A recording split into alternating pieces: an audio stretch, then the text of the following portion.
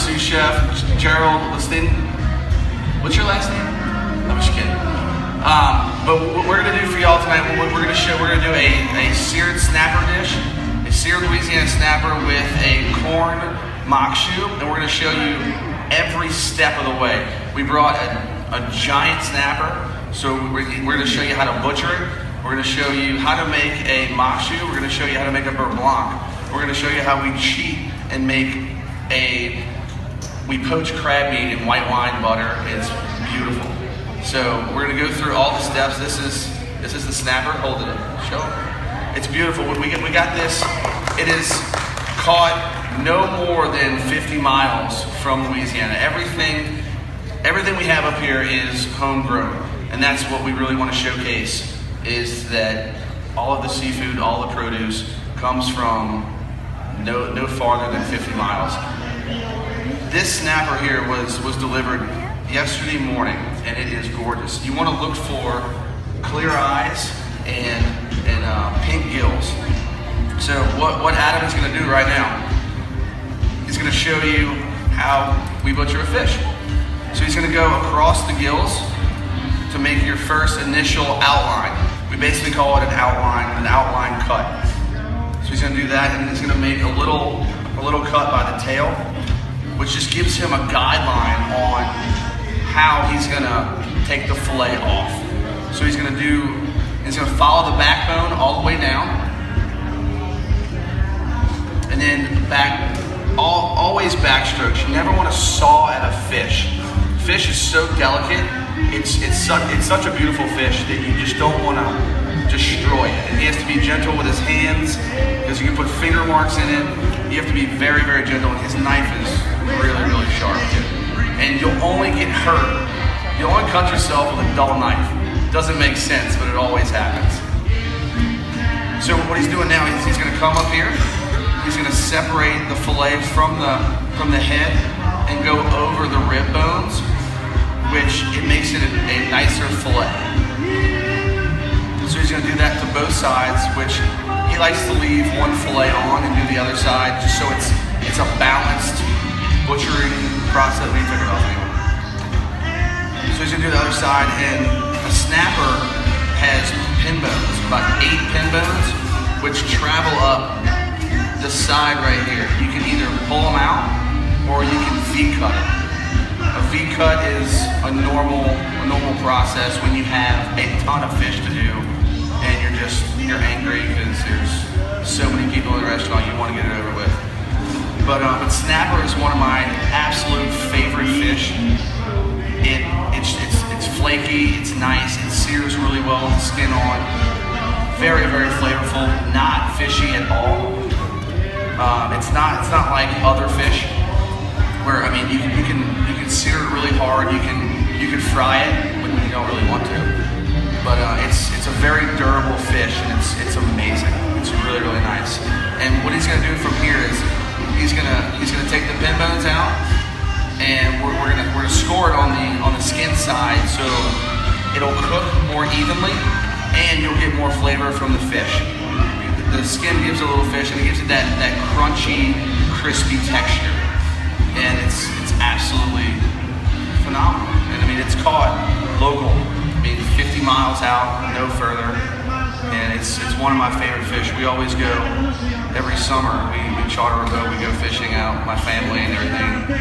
My mom still holds the family record for biggest snapper.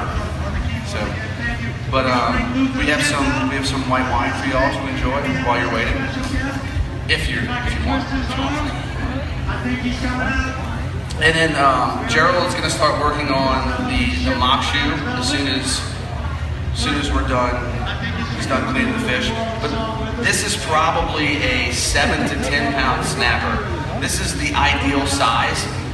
It's the most tender. You don't want to get a snapper too big or a fish too big to be just generally, because there's a bloodline in here. The bloodline runs from the tail all the way up, and that gets very grainy and it tastes like metallic. So you want to get a smaller fish, and it's more delicate. It's just the way the way I was always taught to buy fish. And we've gotten the bigger ones in, and they don't work as well. The skin's tougher, the bloodline is just really grainy. And another thing we absolutely can't stand is fish scales. Fish scales are awful. You can see like there's a few here. We scaled the fish before we came, but they will be all over the kitchen. No matter if you're over here, they'll be all the way in the back. They're a mess. Let's get you some more.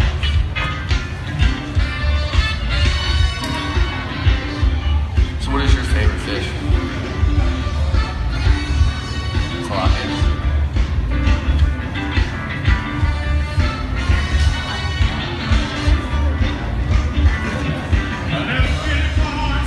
Flounder's great. We do a great stuffed flounder. He does a stuffed flounder with basically we take a crab cake mixture.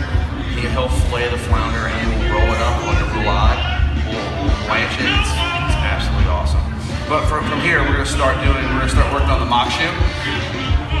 Actually, we'll start the beurre blanc first. So start the beurre blanc. A beurre blanc is a white wine based butter sauce.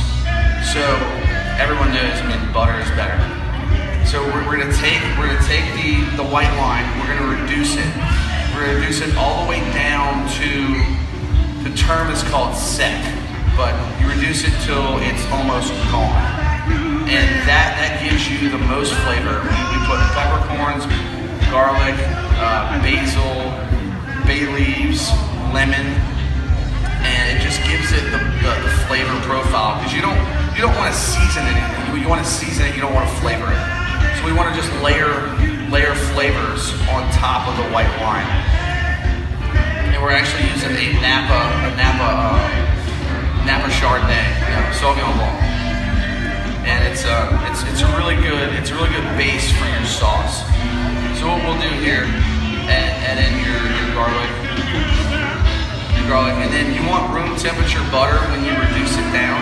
Because if you don't have room temperature butter, or you don't want it room temperature, you don't want it cold, you don't want it hot, because it'll break on you. It's a very fickle sauce. You want to add it in little at a time, little by little by little. And then, has anybody ever had makshu before? We like makshu. Good. So we'll have a few samples of that afterwards. So basically, makshu is just a saute of corn, trinity, different herbs, throw in some tomatoes, and you cook it down a little bit. It goes so well with this snapper. And it's a phenomenal dish. He's sweating up here, look at him. So we're working on that right now. And yeah, he's scoring the skin right now. We put 2 to 3 score marks in the fish, because we'll cook it 70% on the skin side and then finish it on the flesh side in the oven. It just gives it a very consistent way of cooking it, crisps up the skin very nicely, and that's what you want in a fish. You don't want it soggy, you don't want the fish skin coming off. You have to have it perfect. And that's what we've always been taught. And he's getting a bunch of portions out for y'all to try tonight. We'll turn this grill on. So but basically right now he's got white wine, garlic, a little bit of lemon, just to season the white wine. And we're gonna bring it down.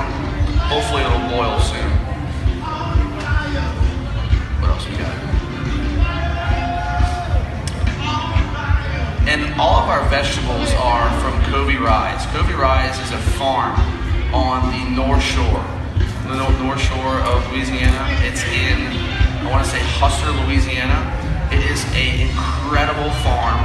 They do everything from produce to wild game, stuff like that, farm to table kind of things. We're actually going to go do an event out there this year. They have pheasant hunts, quail hunts, dove. You can actually go out there, book a trip, and rent a gun and go shoot your food, and they'll cook it for you. We've me and my wife have actually gone out there, and we go to the clay course where it's just shooting clay pigeons, and it is such a good time. Y'all should absolutely check it out. It's Covey Rise Farm, and all these vegetables come from Covey Rise Farm. It's absolutely amazing. And then the crab meat that we have right here. Everyone likes jumbo lump crab meat. It is absolutely beautiful. So we put all of our jumbo lump crab meat in one pot, a little white wine, garlic, salt and pepper, and we just poach it. We just bring it up a little bit. You don't want to boil it because you want to save the integrity of the crab. Because someone, not me, spent a lot of time picking out those jumbo lumps, and it's not easy. It's not fun. We actually get it from LeForet, Louisiana. It's 30 minutes from here. The best crab meat I've ever seen. It's very white, very flavorful, and it's the biggest crab meat I've ever seen. It's Mr. Higgins crab meat. He is absolutely amazing. So right now the white wine is reducing for the beurre blanc sauce. It's slowly it's reducing. And now we're gonna start on the mock shoot. The fish is already done. The fish is done being butchered. The crab meat that takes 0 time. So we're gonna start the mock shoot. First we're gonna saute. We're gonna heat up some clarified butter. Clarified butter is amazing. Clarified butter is basically you take a whole stick of butter or a whole pound of butter and you bring it to a boil. So essentially you're separating the milk solids in the water. You're evaporating the water and the milk solids are falling down. So if we do that, what's left? Anyone know? Fat? Heard that? Delicious. That's what you have. You have a beautiful butter fat, and it is the best thing for searing, sauteing. It doesn't burn at a high temperature. It's got a very high smoke point, which means that it won't burn when these guys are cooking. So he's gonna saute some onions first. He's gonna throw in some onions. That's the base of everything in Louisiana. Next is gonna be garlic. So after that, you let that saute down, and that is going to be the base of our dish tonight. And once again, I mean these onions come dirty with dirt and everything, all the soil from Kobe Rise. We don't get clean produce. I know everyone thinks that produce is clean in the stores, but it doesn't come to us clean. If it has dirt on it, the better, because it's that much fresher. That's just the same like we had a snapper recently with a hook in its mouth. So I guess it means it was caught that day. So he's just gonna saute this down. You want the onions to become translucent, and then we're gonna add tons of garlic. Garlic is amazing. Garlic is one of our favorite things. And then with this dish, I like to use thyme. I like to use thyme. You can use other herbs. Thyme works the best for this dish because it's powerful. It's more pungent than any of the light, finer herbs. But it works really well with this. And then our white wine is actually coming down a little bit. So after the white wine comes down, you want to add a little bit of cream. Cream is a stabilizer because butter and white wine don't really like each other. They need a fat friend, which is cream. And our cream is 40% milk fats. So it's very rich, it's very flavorful, and it brings those two together so they can be a nice complete sauce. And put it all over the fish. So right now we're heating up, we're gonna heat up the pan. It's got clarified butter in it. So what we're gonna do is we're gonna wait for this pan to smoke. The only way that this skin is not gonna stick in this pan is if it's hot enough. He's crossing his fingers right now that it's gonna be hot enough. Or all of y'all are gonna laugh at him.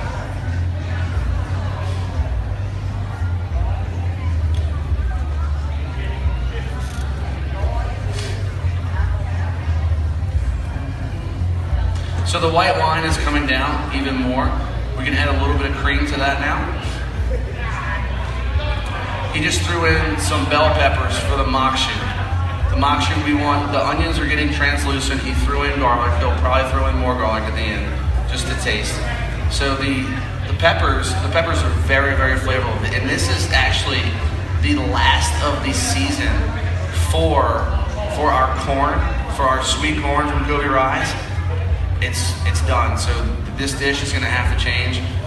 And the peppers will be around for a little longer, but we really like to do what is seasonal. We get the farmers in 3 times a week, and we go out, they call us, they send us a list of everything, and we say, hey, what's fresh? We literally go out our back door into a refrigerated truck and look at all this gorgeous produce with tons of dirt on it. And we wash it off. It's the best way to cook. You should always, like my wife likes to go to Sam's and buy tons of stuff for us to and throw half of it away. But I like to go and see, hey, well, what do you want to eat tonight? Let's go to the grocery store and figure out what we want to eat that night. And we'll go pick out everything fresh and cook fresh and somewhat healthy, not too much. But now this is coming up. It absolutely has to smoke because this skin is kind of moist. So you want to pat it off. Most of the time we don't have time to do that. So this pan has got to be smoking hot. And he just threw in some calorie-free butter in the crab meat. There's no such thing, I'm kidding. The beurre blanc right now, it's coming down. He added some cream to it. So you want to reduce the wine and then the cream again. It's a lengthy process, but it's very worth it at the end. And then after this cream goes down, we will emulsify butter into it. Hot, cold, pull it on and off, And that's just the way of the butter. You're basically tempering the butter into the white wine sauce. He's gonna give it a shot. It's good. So you can basically hear it. You can hear if it's hot enough, you can hear if it's not. If it's not hot enough, you pull it out. So this is what you're gonna be eating. You're gonna be eating this beautiful snapper. Mock shoe, a jumbo lump crabby with a white wine beurre blanc. It's one of our top sellers in the restaurant. We are located at 129 Camden Common. That was one of my shout outs I was supposed to do. No one really knows where we are yet. We're right next to the JW Marriott. We're trying to get our name out there a little bit more. We won the Gambit competition, which was amazing. He did a great pork belly for it, and it was a lot of fun. And what he's doing right now, he's basting the fish. So the skin side is getting crispy. So you're still cooking it on that skin side, but you're basting the hot clarified butter, which is now snapper butter, technically. So you're just seasoning the fish over and over and over again, and you're cooking it also. So we want to cook it on that side mainly, and then we're going to throw it in the oven. We want the skin very crispy because the crispier, the better. Because once we put the crab meat and beurre blanc on it, it's going to give a little bit. So it has to be crispy enough so where when it gives, it's not too much. It has to be like a happy medium in between. So now the beurre blanc is almost there. Almost there, not yet. I'm lying, it's there. So what he's gonna do is right now, he's gonna add in butter. He's gonna add in a little bit at a time, and he's gonna swirl it around on the heat, off the heat. It takes time, like I said, but it's just the way this fickle sauce works. It's one of